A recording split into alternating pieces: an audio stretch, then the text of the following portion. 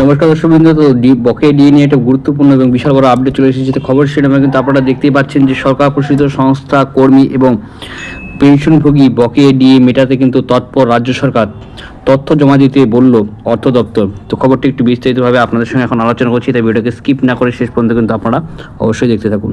তো বিশাল বড় আপডেট চলে এসেছে রাজ্য সরকার এবং সংগ্রামী যৌথ মঞ্চের তরফ থেকে, বা কী আপডেট দেওয়া হয়েছে যাবতীয় আপডেটগুলি এই ভিডিওতে দেখতে পারবেন।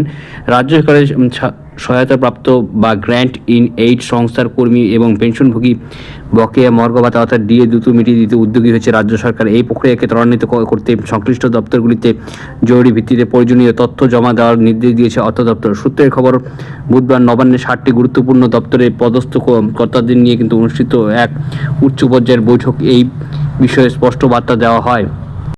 বৈঠকে সভাপতিত্ব করেন অর্থ সচিব প্রভাত কুমার মিশ্র। উপস্থিত ছিলেন উচ্চশিক্ষা ও স্কুল শিক্ষা ও নগরায়নের সংখ্যালঘু বিষয়ক এবং গণশিক্ষা প্রসারণ এবং গ্রন্থাগার পরিষেবা, পরিবহন এবং পঞ্চায়েত দপ্তরের সচিব সহ সংশ্লিষ্ট আধিকারিকগণ। বৈঠকের গ্র্যান্ট ইন এইড সংস্থার কর্মীদের বকেয়া ডিএ সংক্রান্ত তথ্য সংগ্রহ ও যাচাইয়ের অগ্রগতি নিয়ে কিন্তু বিস্তারিত আলোচনা করা হয়।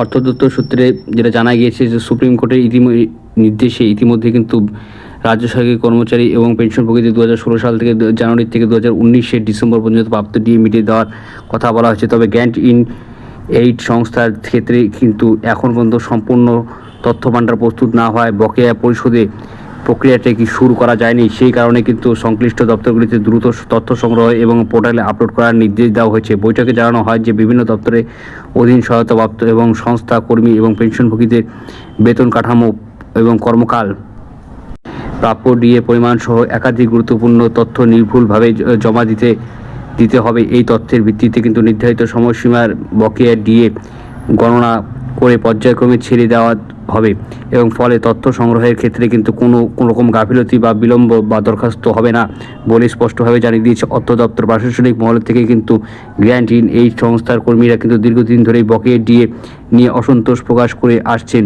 সুপ্রিম কোর্টের নির্দেশে কিন্তু এবার সরকারি কর্মচারীদের বকেয়া ডিএ মিটিয়ে দিতে চাইছে রাজ্য সরকার। সরকারের এই পদক্ষেপে অসন্তোষ অনেকেই রয়েছে, প্রশমিত করবে বলে মনে করা হয়েছে। তবে বাস্তবে কবে থেকে অর্থ প্রদান করা হবে তা নির্ভর করবে তথ্য জমা দেওয়ার গতির ওপর।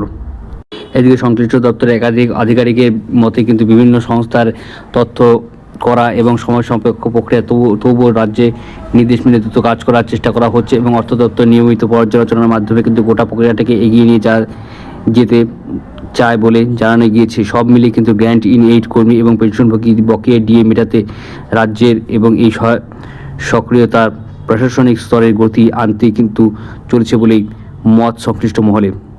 তো আশা করি আজকে ভালো লাইক করে, শেয়ার করে, সাবস্ক্রাইব করে পাশে অবশ্যই। জয় হিন্দ, বন্দে মাতরম। ধন্যবাদ দেখার জন্য।